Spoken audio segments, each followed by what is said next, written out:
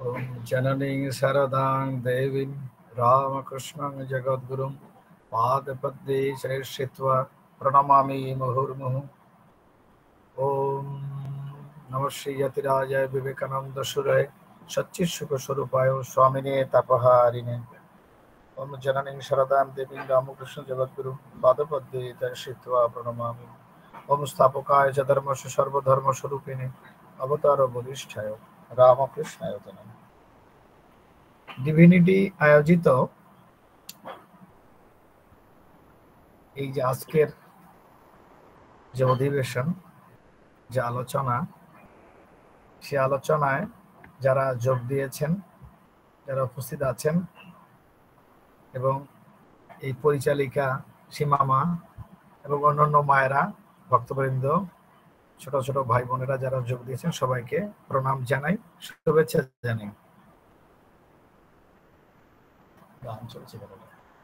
শুভেচ্ছা জানাই সবাইকে।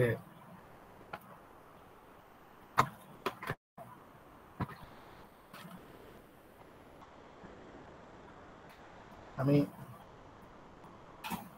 যে কথা বলতে চাই, আজকের যে আলোচনার বিষয়, সেটা একটি শ্রীরামকৃষ্ণের বাণীর মধ্যে বলা যায় সবচেয়ে গুরুত্বপূর্ণ একটি ঠাকুরের উপদেশ। সেটা হচ্ছে মনমুখ ত্যাগ করা। বিশেষ করে অধ্যাত্ম জগতে যদি আমরা উত্তীর্ণ হতে চাই, অধ্যাত্ম জগতে আমাদের যেতে হয়, তাহলে এই বিষয়টির উপর সবচেয়ে গুরুত্ব দেওয়া দরকার, মনমুখ এক করা। কারণ সত্যবাদিতা আর সিনসিয়ারিটি, ট্রুথফুলনেস এন্ড সিনসিয়ারিটি, এই দুটো বিষয়, মনে কি বলছে সেটাই প্রকাশ করা, সেটাই বোঝানো, এটা যে একটা কত বড় গুরুত্বপূর্ণ। অধ্যাত্ম জগতের যদি আমরা সোপানে আরোহণ করতে চাই, তাহলে এই মনমুখ এক, অর্থাৎ ভিতরে অন্তরে যা চলছে সেটাই ঠিক করা এবং এটাই প্রকাশ করা। এটা তো প্রকাশের ক্ষেত্রে, কিন্তু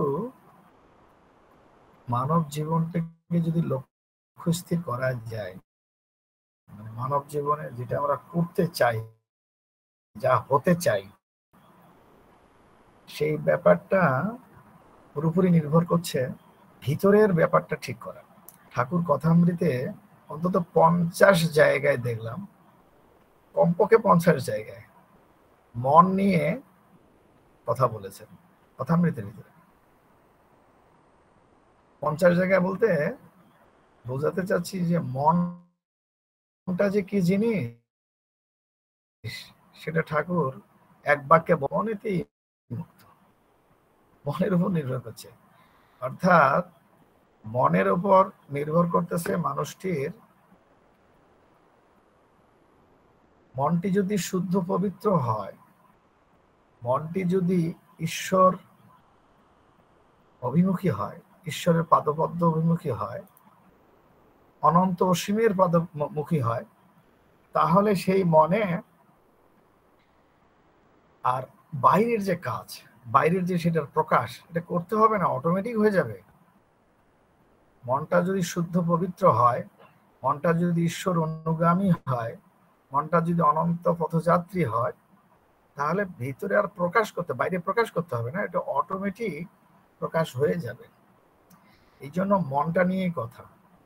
মনকে আমরা কিভাবে সাজাচ্ছি, ভিতরটাকে আমরা কিভাবে সাজাচ্ছি, সেটা হচ্ছে কথা। তো সবচেয়ে বড় জিনিস যেটা, সাথে কি করে মনটাকে সাজাচ্ছি আমরা, মনটা কি অবস্থায় আছে। আসলে স্বামীজিও বলেছেন অনেক জায়গায় যে জীবনটা এমন একটা, মানুষ আমরা এমন এক কতগুলি ভাবের যে আমরা মন মুখ এক নাই, মনে এক রকমের আর মুখে আর এক রকমের। তো মন ও মুখ যদি এক না থাকে, তাহলে এই জগতে বিচরণটা খুব কঠিন হয়, বিশেষ করে অধ্যাত্ম জগতে। কারণ পিউরিটি এমন একটা জিনিস সত্য এমন এক জিনিস, নিঃস্বার্থপরতা এমন এক জিনিস, ভালোবাসা এমন এক জিনিস যেগুলো সত্যি মানে ভাববার বিষয়। সত্য দুই ধরনের আছে, সত্য দুই ধরনের আছে। একটা সত্য হচ্ছে যে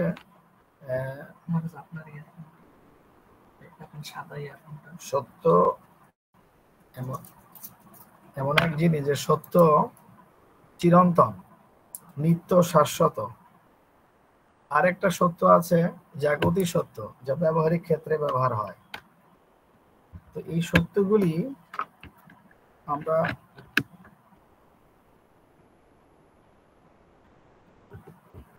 সত্য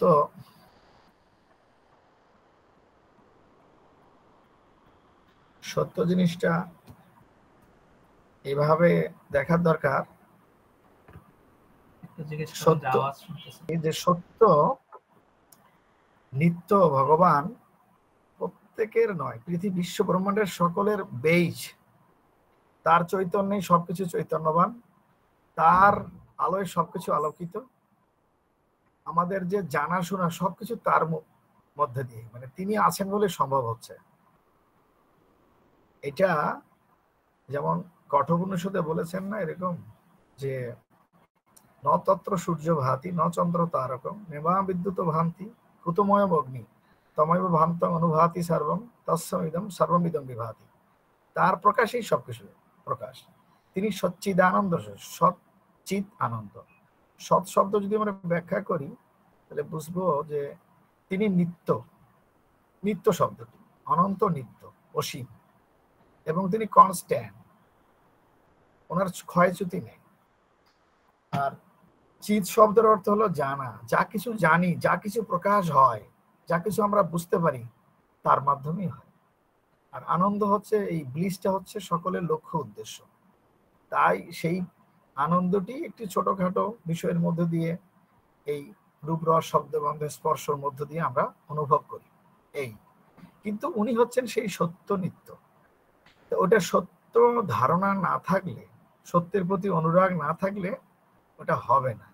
তো আমরা সেই সত্যে কতখানি আছি জানি না, তবে সেই সত্য প্রকাশ করার যে চেষ্টা করি, যদি আমাদের ভিতরটা সত্যে পরিপূর্ণ না হয়, সত্যে নিত্য স্থিত না হয়, সত্যের অনুরাগ যদি সেইভাবে না ঘটে, তাহলে বাইরের প্রকাশ ওইভাবে ঘটবে না। যদিও আমরা অভিনয় করতে পারি, সত্যকে প্রকাশ করার চেষ্টা করতে পারি যে আমি সত্যবাদী, আমি অনুরাগী ইত্যাদি, কিন্তু তাকে ভাগাড়ে, নজর থাকে ভাগাড়ে, এইসব কথাবার্তা আছে ঠাকুরের।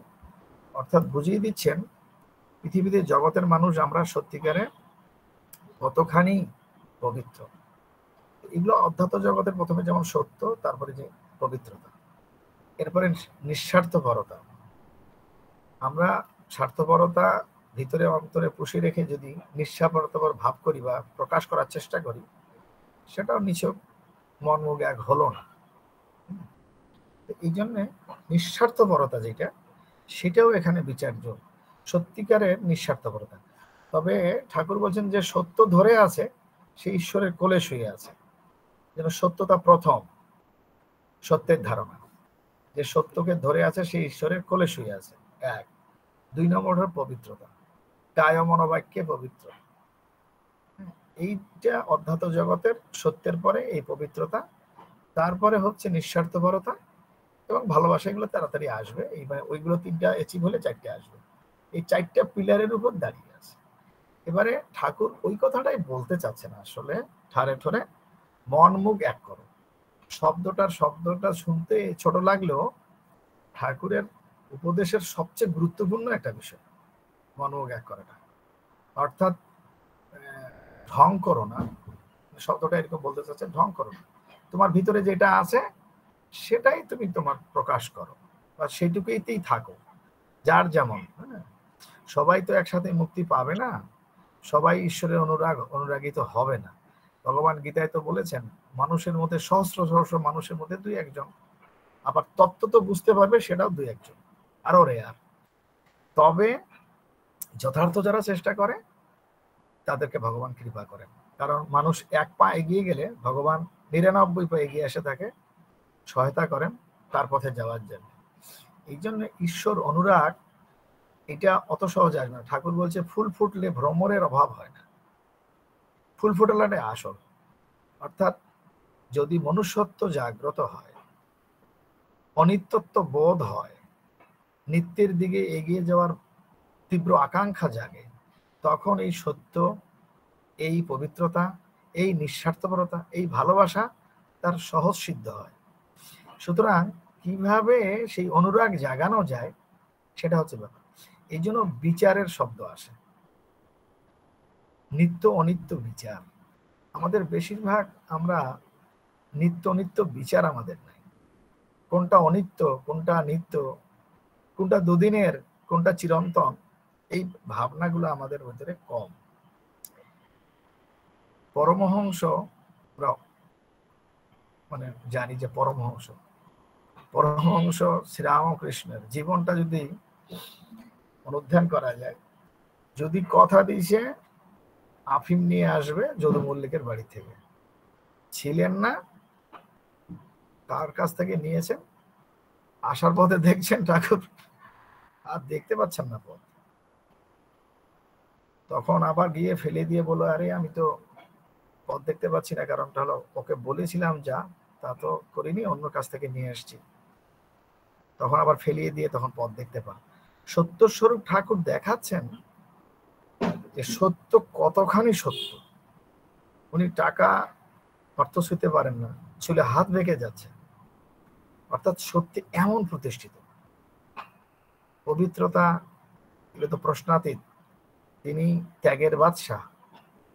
শ্রীরামকৃষ্ণ পরমহংস জীবনে সত্য কি জিনিস, পবিত্রতা কি জিনিস, এগুলো জীবন দিয়ে দেখাচ্ছেন। অর্থাৎ এরা হচ্ছে আইকন, এরা হচ্ছে এমন আইকন, নিজের জীবন দিয়ে জগৎবাসীকে দেখালো সত্যের অনুরাগ, পবিত্রতায় নিষ্ঠা, নিঃস্বার্থপরতা এবং সার্বজনীন ভালোবাসা। এগুলো তার জীবনে ঘটেছে। এক মাঝি আরেক মাঝিকে থাপড় মেরেছে, সেটা ঠাকুরের গালায় উঠতেছে, তার পিঠে উঠেছে। ঘাস দিয়ে হেঁটে যাচ্ছে, তিনি বোধ করছেন।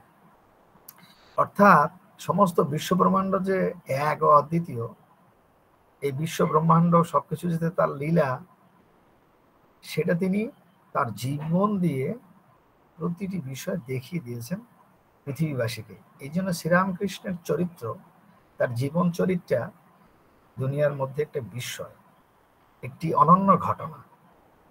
তিনি আবির্ভূত হয়ে মানুষকে শুধু কথার কথা উপদেশ নয়, নিজের জীবন দিয়ে দেখিয়ে গেলেন কিভাবে ঈশ্বর সাধনা করতে হয়, মানব জীবনের উদ্দেশ্য কি, এবং সেই উদ্দেশ্য সাধনে কি ধরনের এফোর্ট প্রয়োজন, সেটা উনি ওনার জীবন দিয়ে উনি দেখিয়ে দিয়েছেন।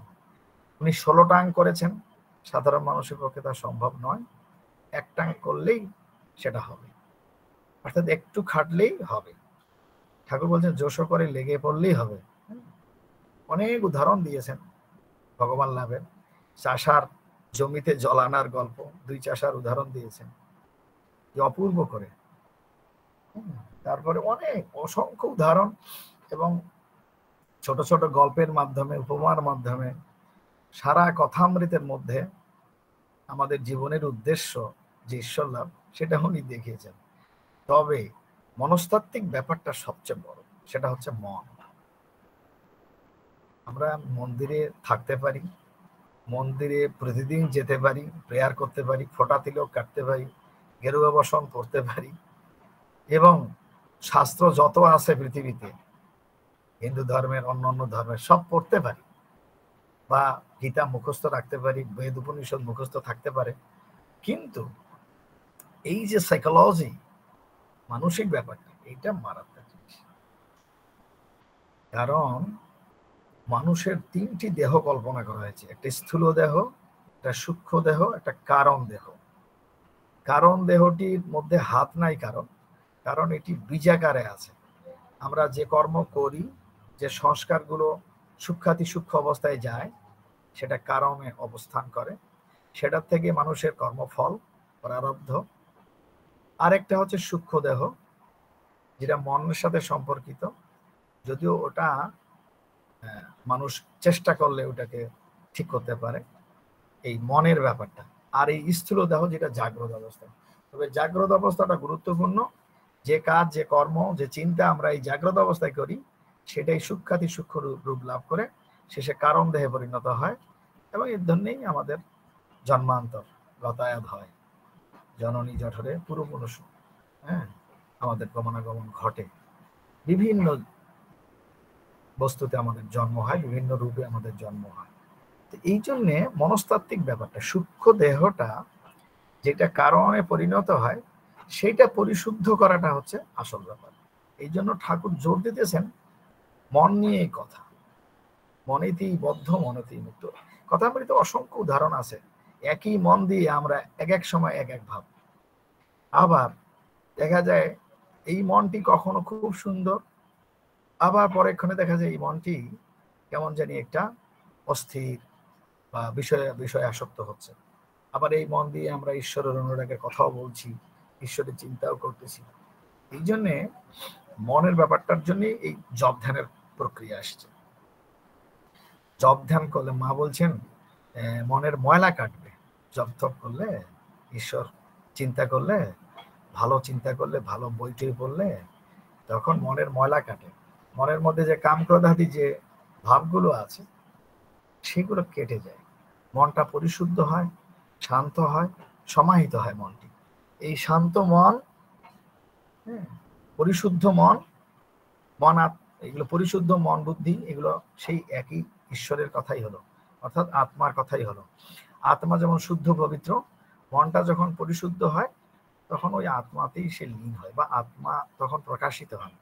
এই জন্য আমাদের বেদে আছে যে মন যখন পরিশুদ্ধ হয় খুব, তখন সেই মনেই সেই আত্মার রূপ লাভ করে, বা সেই চৈতন্য রূপ লাভ করে। এই জন্য মনসা ভিতৃপ্ত, মানে মন দ্বারা অবাং মনস্য গোচরম। আবার সেই মন যখন পরিশুদ্ধ হয়, মনসা ভিতৃপ্ত, অর্থাৎ পরিশুদ্ধ মনে তাকে জানা যায়, ছোঁয়া যায়, ধরা যায়, প্রণাম করা যায়, তার সাথে কথা বলা যায়। ঠাকুর যেটা কথামৃতে বারবার করে বলছেন, বিজ্ঞানীর অবস্থা যেটা, সেটা ওই অবস্থা। সাধারণ মানুষের হয় না, কিন্তু ভগবান ইচ্ছা করলে তো যে কোনো মানুষকেই তার কৃপা দিতে পারে, যেন ভগবানের সাথে ভগবানের সাক্ষাৎ হতে পারে, তার সাথে আলাপ হতে পারে। ঠাকুরের অপূর্ব উদাহরণ আছে। কেউ দুধ খেয়েছে, কেউ দুধের নাম শুনেছে, কেউ দুধ খেয়ে হুষ্টপুষ্ট হয়েছে, এরকম করে। তো মনটা যত পরিশুদ্ধ হবে, পরমাত্মার আত্মার কাছাকাছি যাবে, তত মানে পরিশুদ্ধ হলেই তত আত্মা পরমাত্মার সন্দর্শন তার লাভ হবে। আমাদের স্বামী বিবেকানন্দ দেখেন কি সুন্দর করে রামকৃষ্ণ মিশনের এমব্লেমটাকে, সিলমোহরটাকে সাজিয়েছেন, ভিতরে দিয়েছেন পরমাত্মা রূপী সেই রাজহংস। আর কর্ম, ভক্তি, জ্ঞান ও যোগের মাধ্যমে একটা বা দুটা বা সকল উপায়ের দ্বারা সেই যে পরমাত্মা চৈতন্য রূপী, যিনি সমস্ত কার্যকারণের অতীত এবং সমস্ত কার্যকারণ তার তিনি আছেন বলে সম্ভব হচ্ছে, তাকে লাভ করার জন্য দিয়েছেন। অর্থাৎ কর্ম যদি নিঃস্বার্থ হয়, তাহলে ওই উপলব্ধি আসবে। ভক্তি যদি সত্যিকারের ঈশ্বর অনুরাগ যদি সেরকম পর্যায়ে পৌঁছে, অনুরাগ যদি ব্যাকুলতা যদি থাকে, তাও হবে। জ্ঞানের চর্চায় যদি এ জগৎ নিত্য নয় অনিত্য, একমাত্র ঈশ্বরই সত্য ও নিত্য, এই ধারণা যদি জ্ঞানের চরমে গিয়ে পৌঁছে কারো, তবুও হবে। যোগ তপস্যার মধ্যে জীবাত্মা পরমাত্মার মিলন ঘটবে। আমাদের এই যে আমরা প্রথমে বললাম তিনটা অবস্থা, তিনটা শরীর, জাগ্রত, স্বপ্ন, সুষুপ্তি, এরপরে সেই চতুর্থটাকে তুরীয় অবস্থা বলে, ওই অবস্থা লাভ হবে। তবে আবার ফিরে আসতেছি এই মন মুখ এক করা। মন মুখ শব্দটার অর্থ বলতে চাচ্ছেন ভিতরে যেটা সেটাই প্রকাশিত হোক, যেন জোচ্চুরি না থাকে, হিপোক্রেসি না থাকে। অর্থাৎ ভিতরে নাই আর বাইরে প্রকাশ করছি, এটা না করাই ভালো। এটাকে হিপোক্রেসি বলছে ঠাকুর। মন মুখ এক করো তো হয়ে যাবে, অর্থাৎ ভিতরেরটা ঠিক করো তাহলে হবে।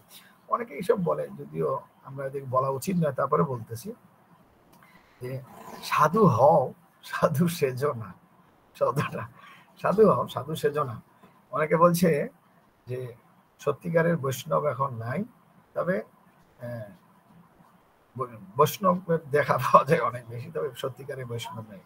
বৈষ্ণব শব্দের অর্থ মহাপ্রভু বলেছেন, ত্রিনাথপি শুনেছেন তৈরপি সহিষ্ণী না অমানিনা মানদেন কীর্তনীয় সদাহরি। অনেকের ভ্যাগ আছে কিন্তু এই ভাবটা নাই। তো সাজার কথা বলে না, যদিও সাজারও একটা গুরুত্ব আছে। ঠাকুর বলছেন গেরুয়া পড়ছে, ওটাকে মান্য করার দরকার আছে, তবে অবজ্ঞা না করলেই হয়। স্বামীজি এটা বলা উচিত না, তারপরে বলতেছি, বলছে 80% are hypocrites, 15 are mad, 5 are they're trying to achieve the goal. স্বামীজিও বলেছেন 80% হয় ভণ্ড। ভণ্ড মানে হিপোক্রেসি, মনমুখ এক নাই। 15% mad, 5% they are trying to achieve the goal। এই তার মধ্যে 1% যায়। যাই হোক, আমাদের অবস্থান জানতে হবে, বুঝতে হবে যে আমরা এই ঠাকুরের মন মুখ এক করা কথার মধ্যে দিয়ে ঠাকুর একটা আসল জায়গায় মানব সমাজকে হিট করেছেন, যে তোমরা অভিনয় করো না, সাচ্চা হও।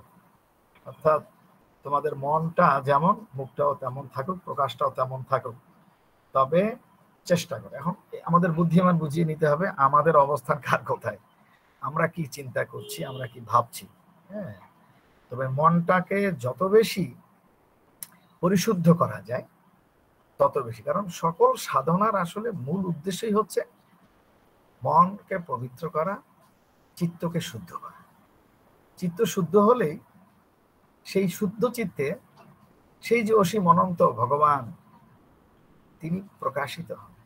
অর্থাৎ আমাদের ভিতরেই তিনি দেহের মধ্যে দেহী রূপে আছেন। দেহটা তার যন্ত্র, প্রকাশের যন্ত্র। এই জন্য দেহ মন শুদ্ধ হলে সেই পবিত্র আত্মা পরমাত্মা তার সন্দর্শন হয়, অর্থাৎ তিনি প্রকাশিত হন, জীবন চেঞ্জ হয়ে যাবে।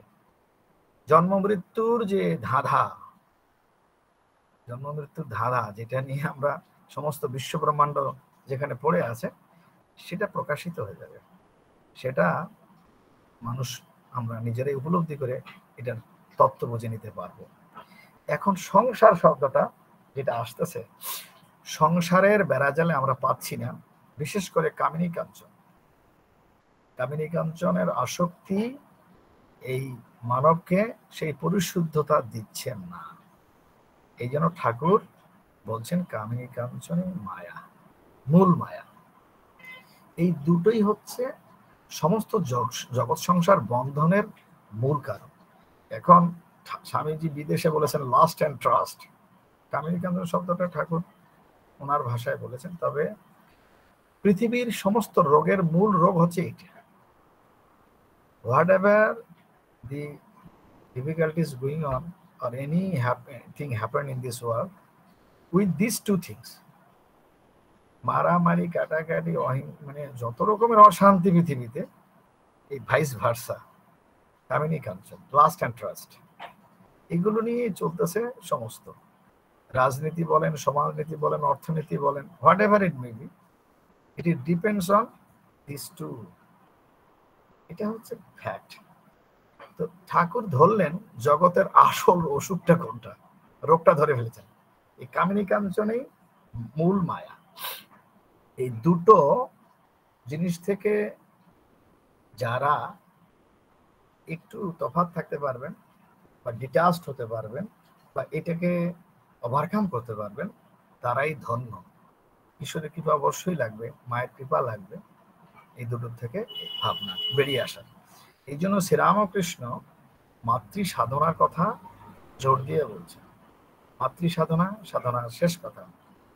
সমস্ত পৃথিবীটা মাতৃময়। মায়ের দৃষ্টিতে যদি যাওয়া যায় তাহলে পরিশুদ্ধতা দ্রুত আসে। এই জন্যে মাতৃবোধ। এক সংসারের কিভাবে সংসারের এই বাসনা সংসারের এই বন্ধন ঘুচবে আমরা জানি না।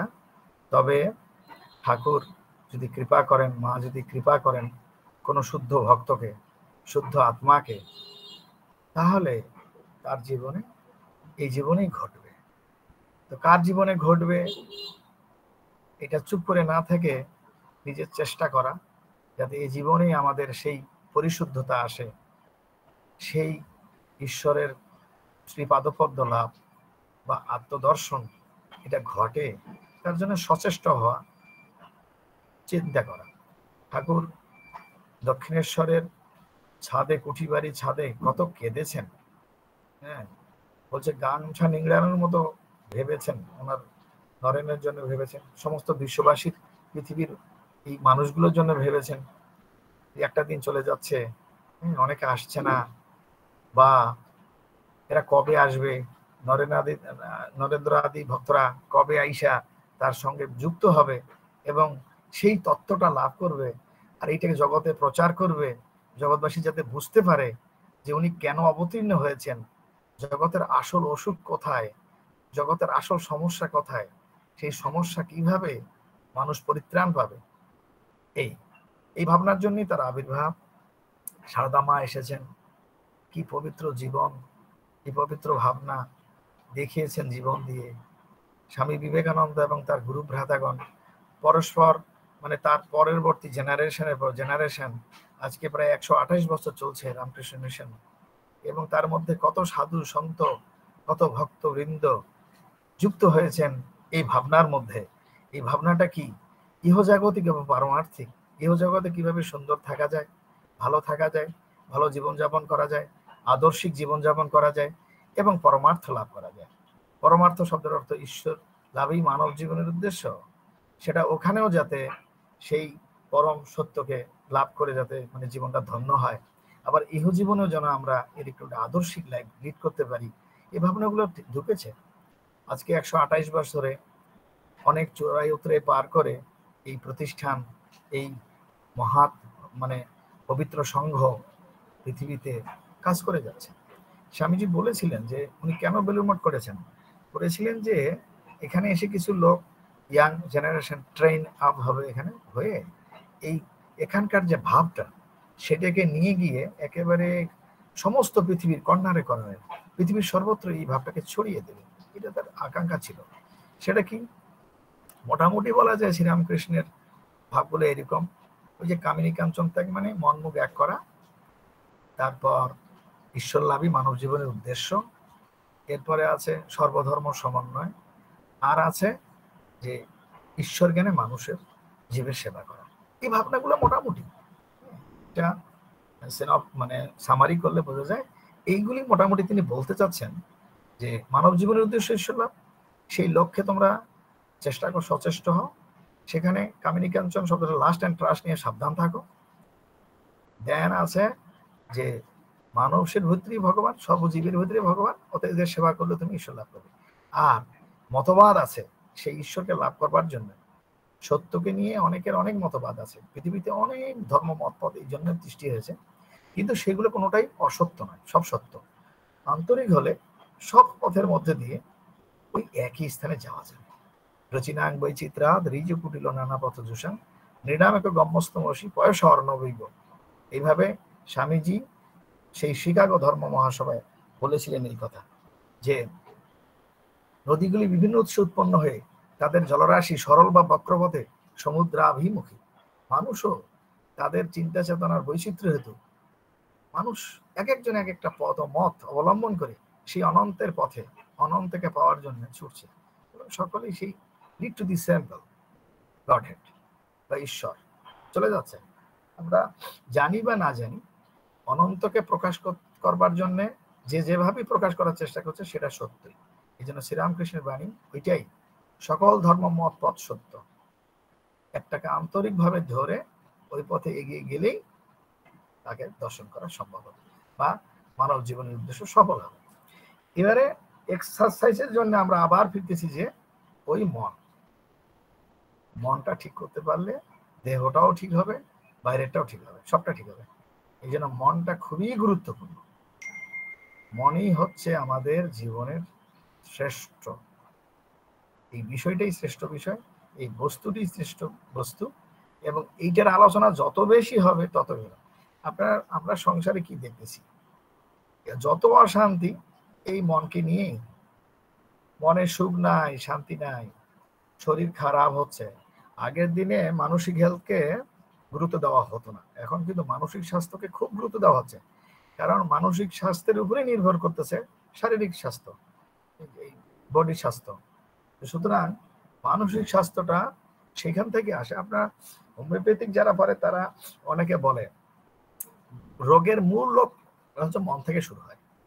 হোমিওপ্যাথিক না, সব শাস্ত্রেই মানসিক অবস্থার মানে ডিস্টারবেন্স যখন শুরু হয় তখন থেকে মানুষের এই শরীরের মধ্যে এটা প্রকাশিত হয়। যে কোনো রোগ, যা কিছু, সবকিছু মূলে কিন্তু মন। এই জন্য মনটা যার যত বেশি শক্তিশালী, মনটা যত বেশি পবিত্র, শক্তিশালী তো এমনি হবে না, পবিত্র হলে শক্তিশালী হবে মন, সত্যবাদী হলে মন শক্তিশালী হবে, নিঃস্বার্থপর হলে মন শক্তিশালী হবে, এবং সর্বপ্রতি যদি এরকম ভালোবাসা থাকে তাহলে তার মন হবে শক্তিশালী। এই জন্য আমরা শক্তি অর্জন করতে চাই। অনেকে মনে করে বহুত টাকা হলে শক্তি হবে, বহুত বন্ধু বান্ধব থাকলে শক্তি হবে, বহুত আমার ক্ষমতা থাকলে শক্তি হবে, সুন্দর হলে শক্তি। এগুলো না, শক্তির মূল উৎস মনটা শক্তিশালী হওয়া। তারপরে আছে ভগবান শ্রীকৃষ্ণ অবশ্য বলছেন যার যত বেশি বন্ধু সে তত বেশি শক্তিশালী। অর্থ নয় বা ক্ষমতাও নয়, বন্ধু। তো বন্ধু কার হবে? যে ভালো মানুষ তারই তো বন্ধু হয়। যে অন্যের উপকার জানে, অন্যের বিপদে আছে, সম্পদে আছে, তার বন্ধু থাকবে। এই জন্য বন্ধুত্ব তারই হয় যে নিঃস্বার্থপর, তার বন্ধুত্ব বেশি, তার বন্ধু বেশি থাকবে। যাই হোক, তো মন নিয়ে কথা, আমি মনকে বারবার এই জন্য জোর দিচ্ছি। ঠাকুর এই মন নিয়ে বলেছে, মন নিয়ে অসংখ্য বই তৈরি হয়েছে, অসংখ্য বই লিখেছেন আমাদের অনেক বর্বর মহারাজরা মনকে নিয়ে, অনেক মন নিয়ে কথা। স্বামী রঘুনাথানন্দজিরই আছে মন নিয়ে কথা, মন ও তার নিয়ন্ত্রণ। হ্যাঁ, মন ও তার নিয়ন্ত্রণ। তারপরে আছে মন ও ধ্যান। হ্যাঁ, তো যাই হোক, মনকে পরিশুদ্ধ করাটাই আসল। এই জন্য ঠাকুর এই মন ও মুখ কথাটা বলছে মানে প্রকাশের ক্ষেত্রে হিপোক্রেসি না থাকে যাবে, এই জন্য বলেছে। যাই হোক, মনটাকে কি করে পরিশুদ্ধ করা যায় তার জন্য জপ দেন, জপটাকেই প্রাধান্য দেওয়া হয়েছে। জপ যত বেশি হবে, ঈশ্বর অনুরাগ যত বৃদ্ধি পাবে, শুভ কর্ম যত হবে, নিঃস্বার্থ কর্ম যত হবে, হ্যাঁ, তত মনটা পরিশুদ্ধ হবে। পরিশুদ্ধ হলে আমরা বাঁচতে পারলাম, না হলে কি হবে? সংসারের সেই বিষয়ে চিন্তা, ওই যে ইন্দ্রিয়জ বিষয়, চক্ষু কর্ণ নাসিকা জিহ্বা ত্বক, হ্যাঁ, রূপ রস শব্দ গন্ধ স্পর্শ, এগুলোর প্রতি আকৃষ্ট হওয়া আর জনমে জনমে কষ্ট পাওয়া। এই জন্যে যাই হোক, আমি ভগবান শ্রীরামকৃষ্ণের এই অপূর্ব সংবাদটুকু, মেসেজটুকু, বাণীটুকু খুব গুরুত্বের সঙ্গেই মনে করি বিবেচনা করা উচিত সকলের। কথামৃতের মধ্যে একটা ইম্পর্টেন্ট কথা, কথামৃতের সবগুলো ইম্পর্টেন্ট, তবে এই জিনিসটা যেন বেশি গুরুত্বপূর্ণ, অর্থাৎ মানসিক এক্সারসাইজটা, অন্তরের এক্সারসাইজটা, যেটা আমাদের বহির্জগৎটি যখন এটা প্রকাশ হবে সেটা বুঝে যাবে। এই জন্য ফুল ফুটলে ভ্রমরের অভাব হয় না, ঠাকুরের কথাটা অতীব গুরুত্বপূর্ণ। যেন ভিতরে ভিতরে, অন্তরে অন্তরে যদি ঈশ্বর অনুরাগ, শুদ্ধি, পবিত্রতা, এগুলো যদি চরম আকার ধারণ করে তাহলে আর প্রকাশ করার দরকার হবে না, অটোমেটিক এটা হয়ে যাবে। ঠাকুরের এই কথা সীমামা আজকে এই একটা সুন্দর টপিকস দিয়ে আমাদেরকে কিছুক্ষণ এগুলো নিয়ে আলোচনা করার যে সুযোগ করে দিয়েছেন, আমি সারদা নারী জাগরণ ওনাদের সবাইকে ধন্যবাদ জানাই এবং সবাইকে প্রণাম জানাই যে একটি অপূর্ব বিষয় আজকে এখানে অবতারণা করা হয়েছে, যেটা সত্যি আমারও ভালো লেগেছে। আর এরকম ভাবে আলোচনা হয়ও না, বা আমি নিজেও এগুলো নিয়ে তো ভাবিও না অতটা যে ভাবি, যদিও এটা একটা বিশাল বিষয় যে মনটা কি করে ঈশ্বরের পাদপদ্মে লাগিয়ে রাখা যায়, শুদ্ধ করা যায় বা ঈশ্বর কাজে লাগা যায়। এটা মানে শুধুমাত্র যে জব ধ্যান করলে হবে তা না, ভালো ভালো কাজ, দৃষ্টিভঙ্গি পাল্টাতে হবে আর কি। দৃষ্টিভঙ্গি, এই মনটা কোথায় আছে, কোথায় ঘুরিয়ে বেড়াচ্ছে। হ্যাঁ, তবে পরাঞ্চি খানি বেত্রিনের স্বয়ম্ভু, ভগবান ইচ্ছে করে আর কি মনগুলোকে বহির্মুখ করে দিয়েছেন, যাতে চোখ চায় সুন্দর সুন্দর জিনিস দেখতো, হ্যাঁ, জিহ্বা চায় ভালো খাবার, না সুগন্ধি, কান আচ্ছা চায়। মহারাজজি, আমাকে কারণ দেহ এটা সম্পর্কে একটু বলবেন? কি কারণ দেহ মানে কারণ শরীর? কারণ শরীর, আচ্ছা কারণ শরীরটা ওটা আমরা যা করতেছি ওইটা, একটা উদাহরণ দিচ্ছেন স্বামী বিবেকানন্দ, এরকম যেমন একটা পুকুরের জল নড়ছে না, কিন্তু ঢেউ কি নাই ওখানে? আছে। একটা ঢিল ছুড়লে ঢেউটা ওঠে। সেই রকম সমুদ্রের গভীরে ঢেউগুলো আছে, প্রত্যেকটা ঢেউ আছে। ওই সূক্ষ্ম ঢেউটা ধীরে ধীরে যখন এই কিনারে এসে লাগতেছে তখন আমরা বুঝতে পারছি সমুদ্রের ঢেউ। সেই রকম আমাদের যত কর্ম করতেছি প্রত্যেকটা গিয়ে সংস্কার রূপী ওই যে চিত্তের মধ্যে আছে, চিত্তের মধ্যে থাকে, সেগুলোই প্রারব্ধ আকারে দেখা দেয় কর্ম। তো আমাদের প্রতিটি কর্মের ফল সূক্ষ্মাতি সূক্ষ্ম অবস্থায় যখন যায় ওটা তখন কারণে রূপান্তর হয়। এই জন্য গ্রস বডি, সাটেল বডি আর কজাল বডি, এই 3 রকমের বডি আছে। মানুষের স্থূল শরীরটা দেখা যাচ্ছে, ঘুমোতে গেলে স্বপ্ন যখন হয় তখন এটা কারণ শরীরের হয়, আর গভীর ঘুমে গেলে হয় সূক্ষ্ম দেহ হয়, আর গভীর ঘুমে গেলে এটা হয় কারণ দেহ। কারণ দেহ মানে cause of this body, cause of this man. মানুষ আমরা যে জন্মাইছি এটার কজ হচ্ছে ওই আমাদের কর্মের এফেক্ট গুলো, সংস্কারগুলো, সংস্কারের পুটলিটা আর কি। ওখানে মনও থাকে না, মনেরও ওই জায়গায় নাশ থাকে, তবে অজ্ঞান উপহিত হয়, ওই জন্য আমরা জানতে পারি না প্রকৃত স্বরূপটা। এই জন্য গভীর ঘুমে গেলে মানুষ অচেতন অবস্থায় পড়ে আছে, কিন্তু মানুষটি ঠিকই আছে। ঘুম ভেঙে গেলে বুঝতে পারে যে আমি ঘুমালাম, কিন্তু ঘুম থেকে উঠে এসে তার যা সংস্কার ছিল সেটাই আবার পুনর্জীবিত হচ্ছে, কিন্তু সে কাছাকাছি ছিল। তবে একটা আনন্দ হয় ঘুম থেকে উঠে আসলে, যে একটি গভীর ঘুম দিলাম, খুব ভালো লাগছে এই। কিন্তু এর পারে যে অবস্থাটা, সেটা বেদ বলতেছে এটা চতুর্থ, ওটা সমাধিতে হয়, ওটা মানুষের প্রকৃত স্বরূপ, ওইটাকেই আমরা ঈশ্বর, ভগবান, আত্মা, পরমাত্মা বলি। আপনারা মুন্ডক উপনিষদের কাহিনী আছে না, একটা উপরের পাখি, একটা নিচের পাখি। উপরের পাখিটা স্থির আছে, অভিচা আকর্ষী, চুপচাপ আছে। নিচের পাখিটা ফল একবার কাঁচা ফল খাচ্ছে, দুঃখ পাচ্ছে, এবার মিষ্টি ফল খাচ্ছে, আনন্দ পাচ্ছে। এইটা হলো সংসার। এই জাগ্রত স্বপ্ন সুষুপ্তি জীবাত্মার ধারণা হচ্ছে নিচের পাখিটা। এই তাহলে কারণ কোথায়? না, কারণ এই 3 অবস্থার মধ্যে যেটা সূক্ষ্ম অবস্থা, একেবারে কারণ মানে যেটা আমরা আমাদের মনও থাকে না যেখানে, ওই অবস্থাটি কারণ দেহ। মানে গভীর ঘুমটাই ধরে নিতে হবে, ওটা তো আমরা বলতে পারবো না, কারণ জাগ্রত অবস্থায় গভীর ঘুমে কি হয় এটা তো আমরা বলতে পারবো না, কিন্তু ওই অবস্থাটাকে শাস্ত্রকাররা তুলে ধরেছেন কারণ শরীর। কারণ শরীরে লীন হচ্ছি আমরা, প্রতিদিন মৃত্যুর কাছাকাছি যাচ্ছি, তারপর প্রতিদিন জেগে আসতেছি। তবে যেখানে আমরা মানে গভীর ঘুমে যাচ্ছি, কিন্তু আমাদের সমস্ত সংস্কারগুলো ওখানে সূক্ষ্মাতি সূক্ষ্ম আকারে আছে, একটাও নেই। যেমন উদাহরণ দিছে যে পুকুরের জলে ঢিল মারলে, শান্ত পুকুরটা, কোনো ঢেউ নাই, ঢিল মারলে ঢেউটা উঠে। এই ঠিক আমরা যখন জেগে উঠি আমাদের সমস্ত সংস্কার নিয়ে উঠতেছি, ভালো মন্দ, ছোটবেলা কি করছি সে সবই খেয়াল থাকে, কিন্তু যখন গভীর ঘুমে গেলাম তখন তো আর নিজের খেয়াল থাকে না, ঘুম থেকে উঠলে এগুলো খেয়াল হলো কি করে? অর্থাৎ ওই ওটা উদাহরণ দিয়েছেন স্বামী, চিত্তটা এরকম, কারণ শরীরটা ওইরকম একেবারে ওটা স্থিমিত থাকে, এমন অবস্থা থাকে যে মনেরও প্রকাশ থাকে না, বলে মন না থাকায় প্রকাশ করতে পারছে না কি অবস্থায় থাকছি। এই তো মা। হ্যাঁ মহারাজজি, বুঝতে পারলাম। প্রণাম। আচ্ছা, যদি আর মহারাজজি, হ্যাঁ, আপনার কোনো প্রশ্ন আছে দিদি? হ্যাঁ আমার একটু মহারাজকে বলার ছিল। মহারাজ প্রণাম নেবেন। প্রণাম। আমি সৌম্যদীপ্তর মা, আচ্ছা, তো বুঝতে পারছেন ও হ্যাঁ আবৃত্তি ফাবৃত্তি সবই ঠিক আছে, কিন্তু মহারাজ ওর পড়াশোনায় মন নেই কেন? ওকে পড়াশোনায় মনোযোগী করতে কি করা যাবে একটু বলুন তো। হ্যাঁ, পড়াশোনাকে মনোযোগ শোনেন, পড়াশোনা কেন মন নাই, কি করতে চায়, খালি খেলাধুলা না ইত্যাদি ওইসব? হ্যাঁ, ওর সারাদিন খেলাধুলা আর হলো ওই স্বামীজির নিয়েই চর্চা করে, কিন্তু স্বামীজিকে নিয়ে চর্চা করলে তো শুধু হবে না, স্বামীজির মতো তো আর হচ্ছে না।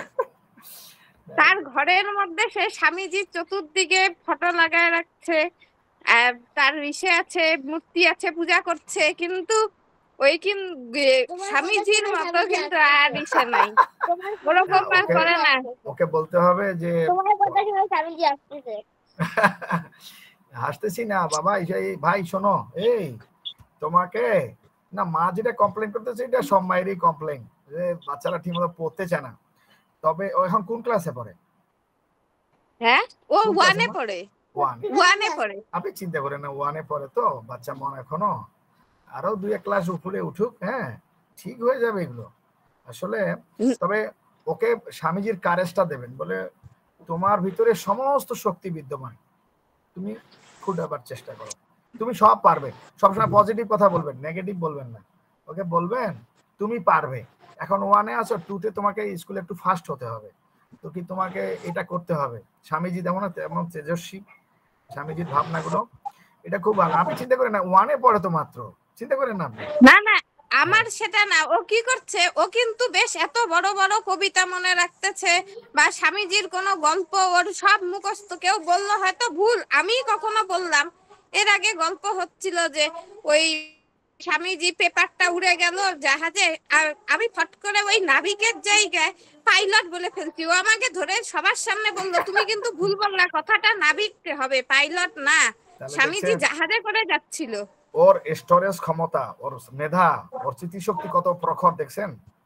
কিন্তু এটা তো পড়াশোনায় না। আজকে আমি ওকে সরল শিখালাম। হবে হবে হবে। আপনাকে একটা কথা বলি, দাঁড়ান না, ও তৈরি হইতেছে।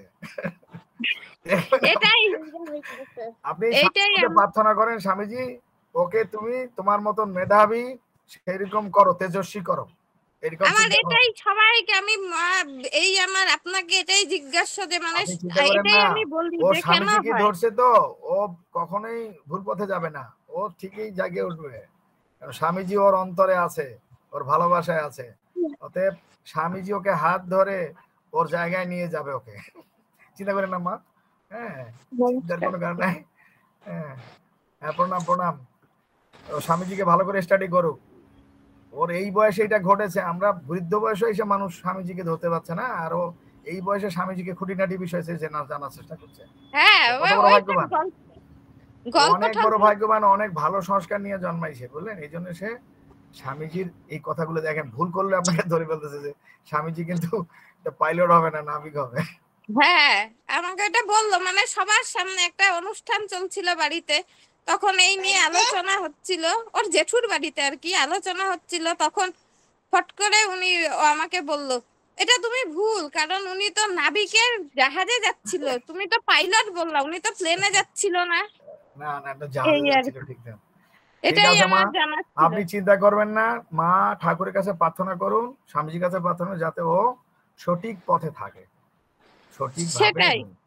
মা কে যে রুজি করবে, টাকা পয়সা রুজি করবে, শোনেন, অনেক আজকে কিছুক্ষণ আগে ভদ্রমহিলা মেয়ে পরীক্ষা দিচ্ছে, ইন্টারমিডিয়েট পরীক্ষা চলতেছে এখানে, তো ভালো মানে পরীক্ষাটা হয় নাই, বাসায় গিয়ে কান্নাকাটি করছে, ফোন দিয়েছিল আমাকে। তো আমি বললাম যে ও কি করে জানলো ওর ভালো পরীক্ষা না, ওটা বুঝতে পারতেছে। আমার মা পরীক্ষায় পারে নাই। তা আমি বললাম ভালো ভালো রেজাল্ট করেও ভালো জায়গায় চান্স পায় না, এরপরে দেখা যায় অনেক ভালো রেজাল্ট, জীবনে কিছু হয় নাই। ভগবান জানে কাকে কোথায় নিয়ে যাবে, কার স্থান কোথায়। তবে যে বেশি, যত বেশি মানে বলবো কি আস্থাশীল, আমার দ্বারা কিছু একটা হবে, ওর দ্বারা ঠিকই হবে। মানুষ হওয়াটা আসল। আমরা তো পৃথিবীতে মানুষ না হইয়া খালি ডাক্তার হবে, ইঞ্জিনিয়ার হবে, এই হবে সেই হবে, আগ্রহ করতেছি। এটা ঠিকই, এটা ভাবি, এটা প্রত্যেকটা মাই ভাবে যে ছেলে কিছু হোক, এটা মিথ্যা না। আমিও চাই যে আমার ছেলে কিছু হোক। ওই অর্থ করি চিন্তা, হ্যাঁ আমার ছেলে বিরাট ডাক্তার হবে, বিরাট ইঞ্জিনিয়ার হবে, না মানুষ হোক অবশ্যই চাই, এটা চাই আমি, ও মানুষ হোক, কিন্তু মানুষের মধ্যে ওকে তো এটা শিখতে হবে। ডাক্তার ইঞ্জিনিয়ার হয়ে মা বাবাকে দেখে না বৃদ্ধ বয়সে, আপনাদের ভারতে তো সাংঘাতিক অবস্থা। হ্যাঁ, এটা তো অবশ্যই আছে। তাহলে বোঝেন, অনেক আমি হ্যাঁ, দেখি অনেক লোক ছেলে মেয়ে সব আমেরিকা কানাডাতে, বাংলাদেশে পড়ে আছে, দেখার মানুষ নেই, বিছানায় পড়ে আছে। তো বলতে একটা ছেলে যদি অন্তত কানাডায় না যেত, আমেরিকাতে না যেত, একটা মেয়ে যদি থাকতো, তবু আমাকে এই শেষ বয়সে একটু খবরটা নিত। তাই তো কি করছে ভদ্রলোক, তো চেষ্টা করছে ছেলে মেয়েকে লেখাপড়া করে ডাক্তার ইঞ্জিনিয়ার এখানে বানিয়ে পাঠিয়ে দিয়েছে ওই দেশে। সুতরাং মা মানুষের মতো মানুষ হোক, এটা বলেন হ্যাঁ ছেলেটা। ঠিক আছে মা। এবার আমাদের নিবেদন রয়েছে, সঙ্গীতাঞ্জলি নিবেদন করবেন মৌসুমী বিশ্বাস দিদিভাই।